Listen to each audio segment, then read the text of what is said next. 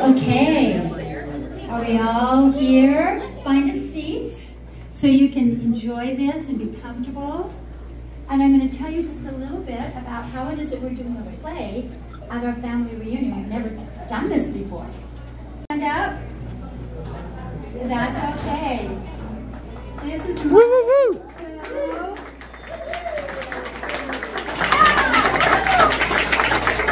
and we had a conversation, probably. Okay, yes. So, Uncle Joe is Grandma Hansen's brother.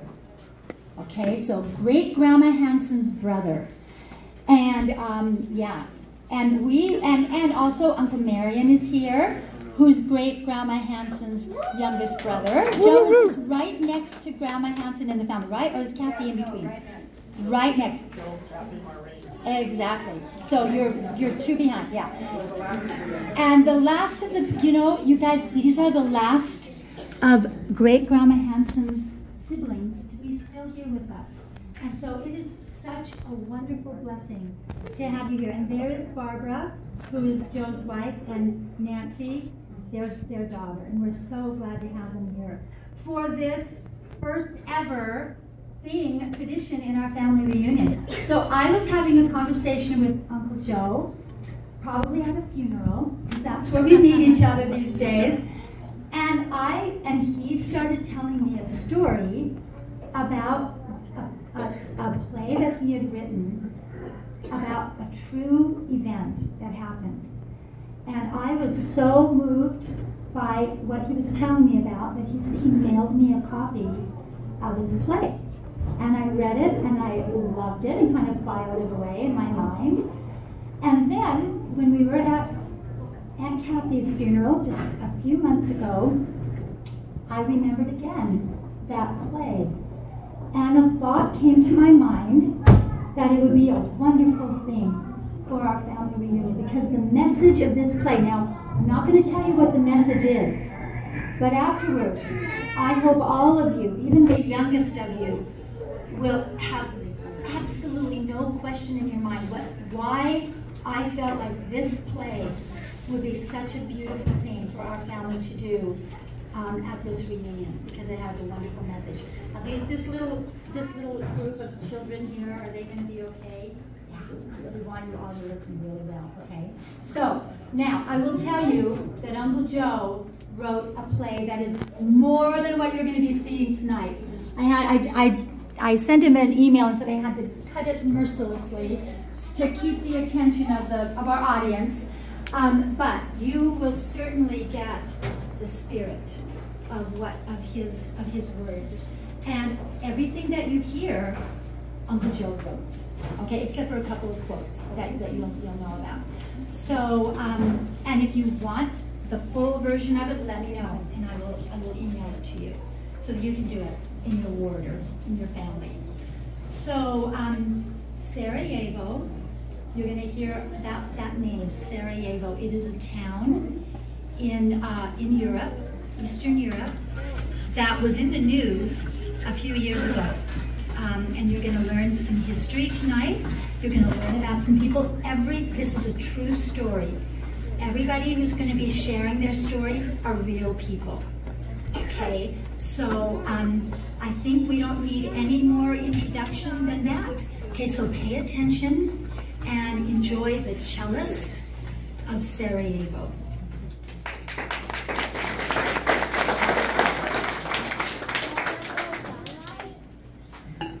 Vedran Smailović is one of the greatest heroes of the 20th century. He's seeker. He's an inspiration to us all. It shows that one individual can make a difference in the world. What is the internal and ultimate problem of a free society? It is a problem of the individual who thinks that one man cannot possibly make a difference in the destiny of that society. Norman Cousins. I am only one, but I am still one. I cannot do everything, but I can still do something. Because I cannot do everything, I must refuse to do something. I must not refuse to do something I can do. Edward Hale. May you shine the light that is yours to shine. Shiloh Sweet.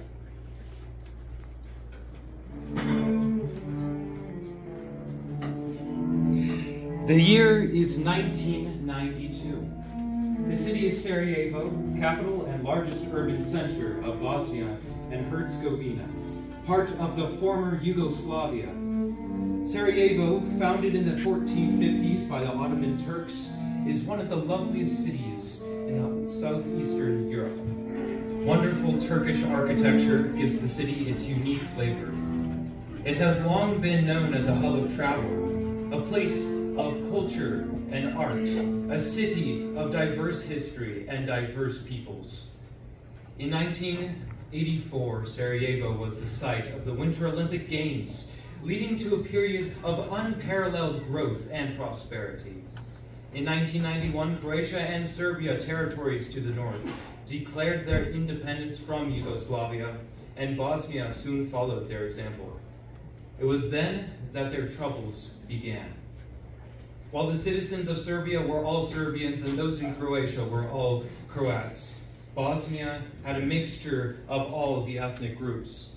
There were Croat and Serbian Christians, as well as Bosnian Muslims. The Serbs and Croats refused to recognize the independence of Bosnia and began to occupy parts of the new country. In April 1992, war came to Sarajevo. Serbian forces occupied the hills surrounding the city and began what has since come to be known as the Siege of Sarajevo. Lasting from the spring of 1992 through February of 1996, the longest siege in the history of modern warfare, and one of the most terrible, destroyed the city.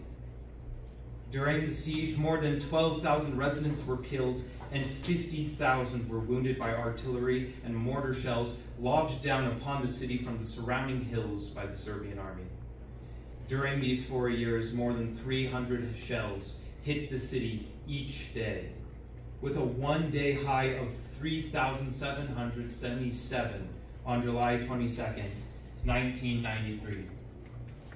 In a city of roughly 500,000 people, over 10,000 apartments and houses were destroyed, and over 100,000 were damaged. 20% of all the buildings in Sarajevo were destroyed, and 60% were damaged. Over 85% of the casualties were civilians. On May 27, 1992, one of the few bakeries in Sarajevo that still had a supply of flour was baking bread and distributing it to the starving and war-shattered people of the city. At 4 p.m., a long line of weary and hungry citizens stretched into the street waiting for fresh loaves. Suddenly, a shell fell directly into the middle of the line, killing 22 people, injuring over 100, and splattering flesh, blood, and bone amidst the rubble. Not far away lived a 35-year-old musician named Vedran Smailović. Before the war, he had been a cellist with the Sarajevo Opera, a career to which he patiently longed to return. But when he saw the carnage from the massacre outside his window, he was pushed beyond his capacity to absorb and endure anymore. Anguished, he resolved to do the thing he did best: make music, public music, daring music, music on a battlefield. The next day, May 28th at 4 p.m., the very moment, the day before, when his neighbors had been killed, Vedran Smailović, dressed in formal attire suitable for the opera, and left his apartment, and, carrying his cello and a plastic chair, walked across the square to a place where the mortar shell had fallen the previous day. Placing the chair next to the crater in the midst of the destruction of war, he began to play. The music he played that day, Giovanni Albinoni's Adagio, is one of the most mournful and haunting pieces in the classical repertoire.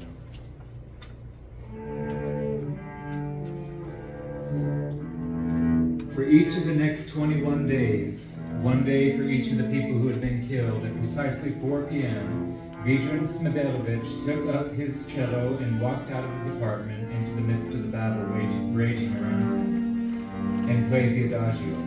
He played to abandoned streets, to the smashed trucks, to the burning buildings, and most of all to the terrified people who hid in the cellars while the shells dropped and the bullets flew.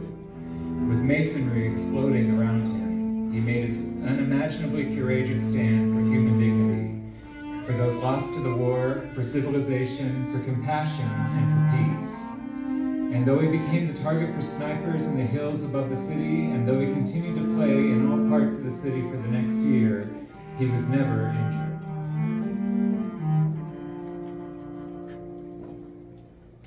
My name is John Burns, and I'm a reporter for the New York Times. On June 8, 1992, I filed a story from Sarajevo, a city that was being destroyed by the siege of the city by the Serbian militias. Here is how I began my story. As the 155mm howitzer shells whistled down on this crumbling city, exploding thunderously into buildings all around, a disheveled, stubble-bearded man in formal evening attire unfolded a plastic chair in the middle of Vasa Meskina Street.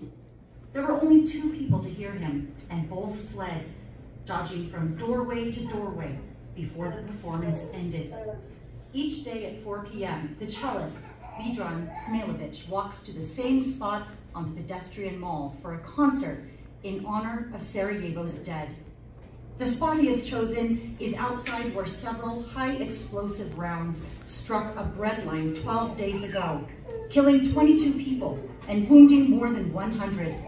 If he holds to his plan, there will be 22 performances before his gesture has run its course. 2 months into a civil war that turns more murderous by the day, Sarajevo, the capital of Bosnia and Herzegovina, is a skeleton of the thriving, accomplished city it once was. It is a disaster of such magnitude that those who take shelter for days in basement bunkers exhaust themselves trying to make sense of it. Many, like Mr. Smailović, who played the cello for the Sarajevo Opera, reach for an anchor amid the chaos by doing something, however small, that carries them back to the stable, reasoned life they led before. Mr. Smailović, 36 years old, spoke over the blasts of the shells that have poured down on the city unremittingly for the last 48 hours. My mother is a Muslim and my father is a Muslim, Mr. Smailović said, but I don't care.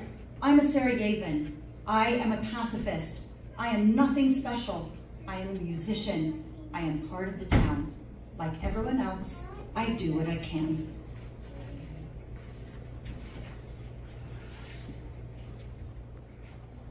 My name is David Wild, and I'm a pianist and composer.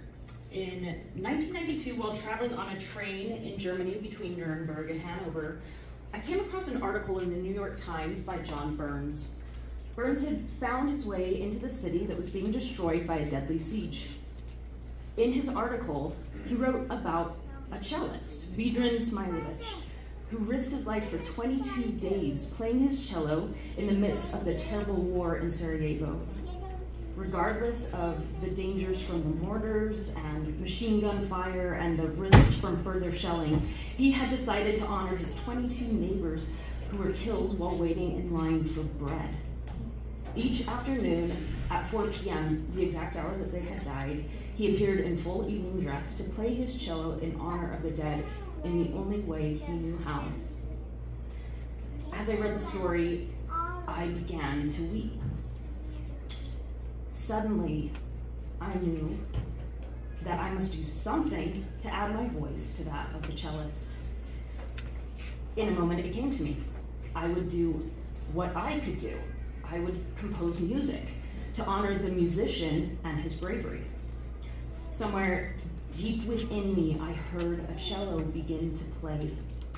The music that swelled up in my heart and mind was an expression of pain, of anger, of defiance, and finally, of peace. At that moment, I took out paper and pen and began to get the notes down as I heard them in my imagination. When I had finished, I gave it the title, Cellist of Sarajevo.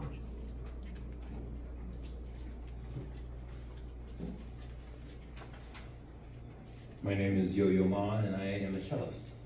I had never heard of Vedran Smailović until a cellist from Switzerland handed me several sheets of music and said in no uncertain terms, "You have to play this." I was a little taken aback. People don't usually order me to play a piece of music or to do anything else, but I accepted the music, a cello sonata by David Weil titled Cellist of Sarajevo. When I first played it, I was deeply impressed, and when I learned of the events of May 27th, 1992, and of the 22 days that followed, and how David Weil came to compose it, I was also deeply moved. I knew that I had to play it again, and so I did. I played it everywhere I could and decided that I was going to keep playing it as long as the conflict in Sarajevo lasted. In the face of injustice and hate, the worst thing we can do, I believe, is to feel totally powerless, unable to make a difference. What I could do, I decided, was to do what he did, play the cello. And so I played in honor of Vedran Smailović, in honor of his courage, and in honor of all the people everywhere who are speaking out in one way or another for peace. This music could help others understand the horrors of war and the importance of peace. And when I played it for others, I would be adding my voice to his, and to that of Vedran Smailović, and to thousands of others. As for the Cellist of Sarajevo, his example changed my life. His selfless act of courage was an inspiration to me, and can be for us all. It shows that even one person can make a difference in the world. My name is Elizabeth Welburn. Several years ago, I came across a story entirely by accident about the Bosnian cellist Vedran Smailović and his courage in playing his cello while a battle raged around him. When I realized that he did this simply to honor his neighbors who had been killed and to protest the madness of war, I was brought up short. For some unknown reason, I began to weep. I knew at once that I must do something to add my voice to his. But what could I do? How could I speak out for peace and show support for what the cellist had done? Several days later, suddenly and with great urgency, it came to me as in a dream. The children of the world must come to know of the cellist's heroic testimony against tyranny, bloodshed, and war. I would write a children's book. Now what do? I wondered. I have never even imagined such a thing as writing a children's book. I decided that I would visit Vedran Smailović, wherever he was, and ask him to work with me. Several months later, my husband, the painter Derek Houston, and I found ourselves in London, working with Vedran on the outlines of a book. During the next several months, we worked together on Echoes from the Square, which was published in 1998. I learned, among many other things, something very powerful, that if it is important enough, you can find a way. You can do what at first seems impossible.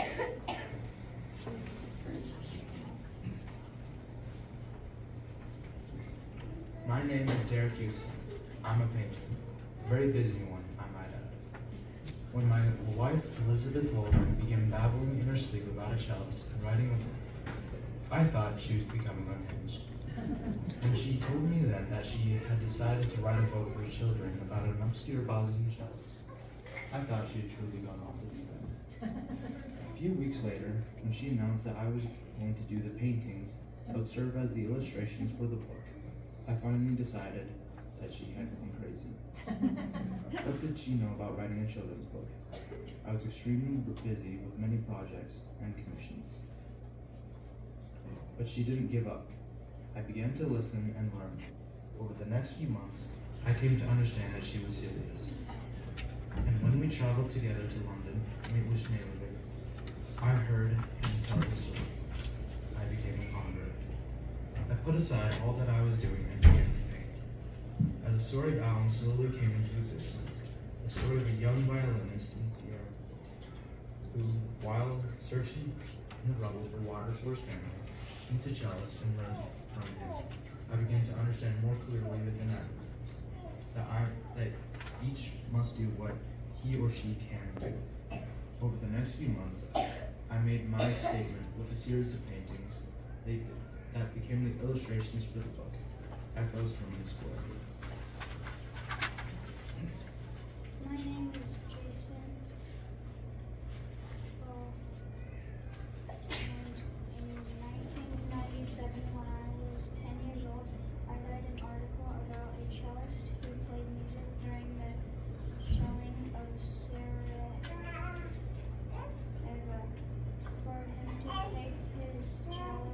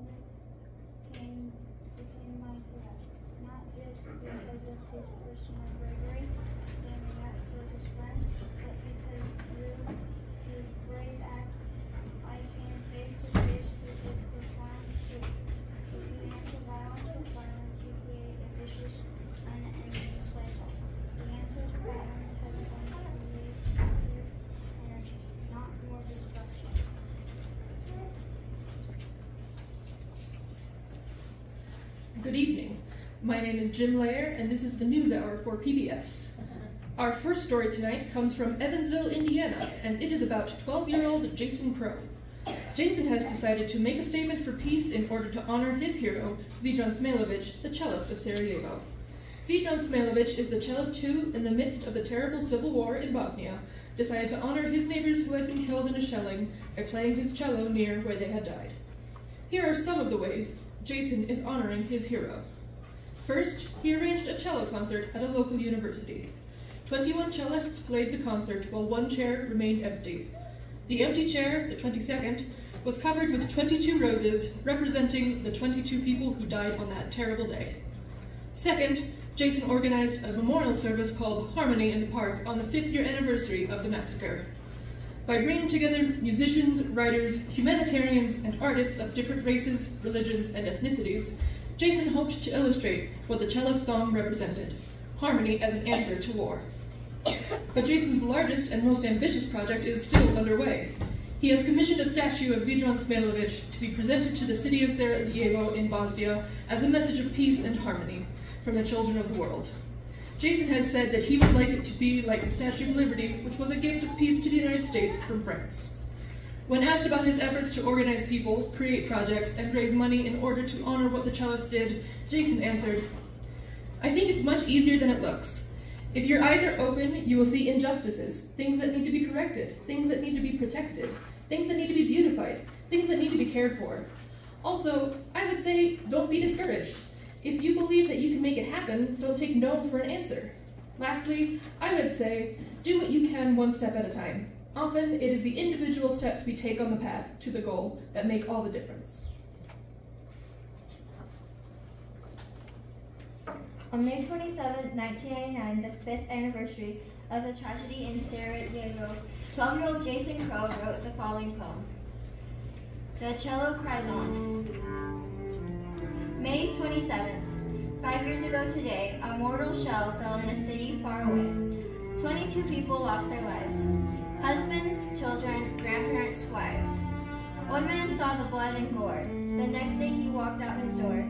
He walked to the crater with cello and chair, and played while bullets flew through the air.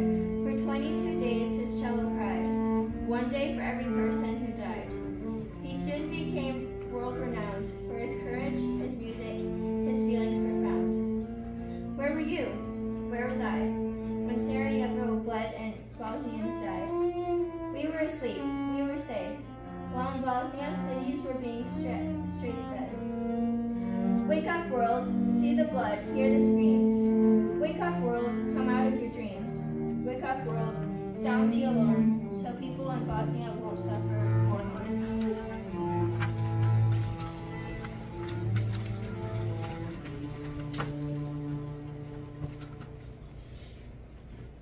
I am Vedran Smailović.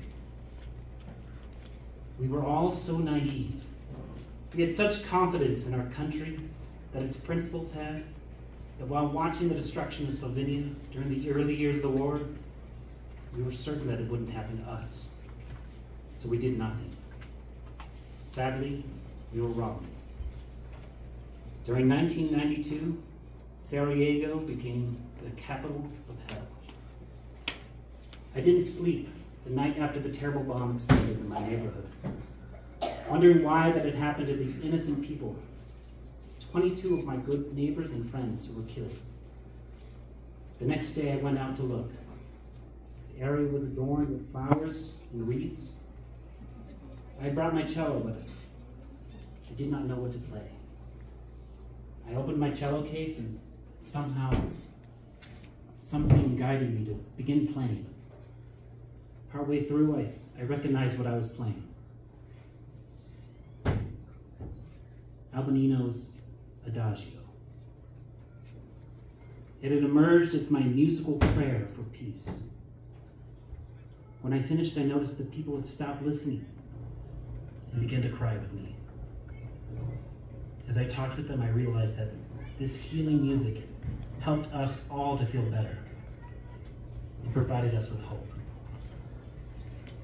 That was when I decided to play the same music at the same place each day as a dedication to the 22 people who were killed while waiting for bread to feed other families. Was I afraid? Of course. I am still afraid. Everybody who's sane is afraid when there are bullets and shells in the air. But when I play, the darkness is lifted, and I'm able to show the world my other feelings. Music is the love that connects people. My wish is for everybody to be able to share this.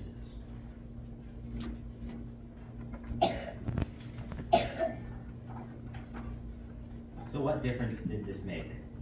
One man plays his cello in the midst of a terrible war, and the war continues. And tragically, unjust wars continue to this day.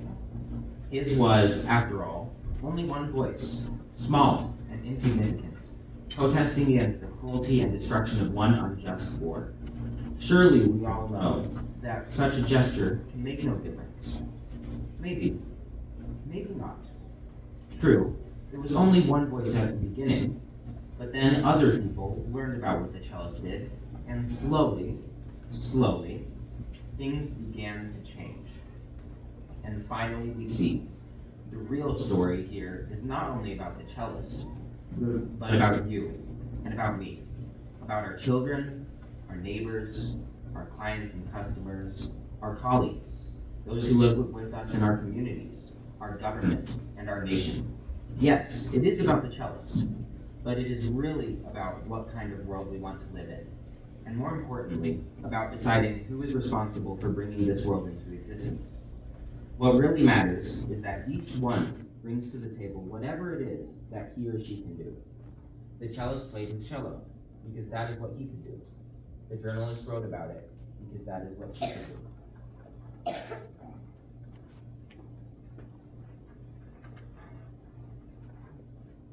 Throw a pebble into a pool, and you have no idea where the ripples will go, or who will see them. But there will be ripples. In 1992, in the midst of death and destruction, a cellist plays his cello for 22 days.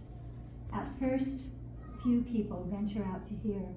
But as the days go on, people gather from all over Sarajevo and become part of the music. In the middle of war, music is heard in the streets of the city all through the following year. A week after the cellist plays, a reporter from a New York newspaper hears about him and writes a story that is read by millions of people. A composer traveling on a train reads that story and knows at once that he must compose a sonata for the cello.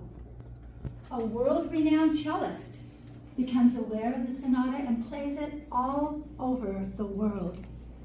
An educator reads about the cellist and writes a children's book inspired by his wife, and the cellist, her husband, creates the art for the illustrations in that book.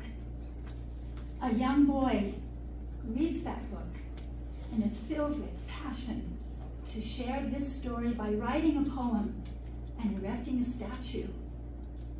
More recently, a retired university professor becomes aware of the story of the Cellist of Sarajevo and decides that what he will do is write a play.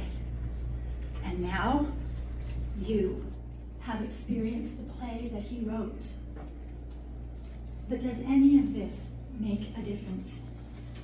Perhaps not in the larger story of the world, but in the lives of hundreds or thousands or perhaps hundreds of thousands of people, the answer is yes. The ripples from that first stone have traveled around the world several times, and we have seen them. The question then is not have they made a difference, but what difference will each of us make? We will close with the words of three remarkable women. I'll let my head be just in sight. A smile as small as mine might be precisely their necessity. Anne and Frank, how wonderful it is that no they need wait a single moment before starting to improve the world. I'm Mother Teresa. We can do no great things. We can only do small things with great love.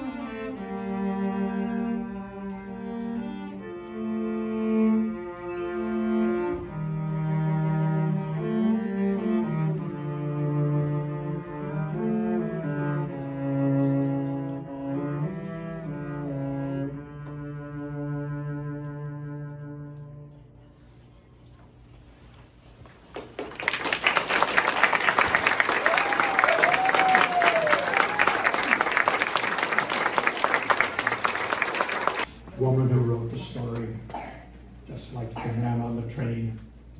I've been weeping through this all. Thank you so much. It's been a wonderful privilege to be here. I first heard the story from my brother, Marion. He was actually in Sarajevo when they talked about the cellist. And he heard about the story and he came back, and we were at a fireside in my sister Kathy's ward, and he told the story. I loved the story. He told it in 4 minutes. I was teaching students at the time, and so I put together a little story for 10 minutes, and they loved it. And I thought, there must be more to this. So through the wonderful magic of the internet, I found all these people who had a way to touch themselves and the world after they learned about the cellist. So, my dear family, you are my family. Thank you so much for inviting us. It's a wonderful privilege. You have a wonderful family. I don't know, any of them may remember, but at Maureen's funeral I said, Maureen was the best of us. And when I look at her family, I think, you are the best. Thank you so much.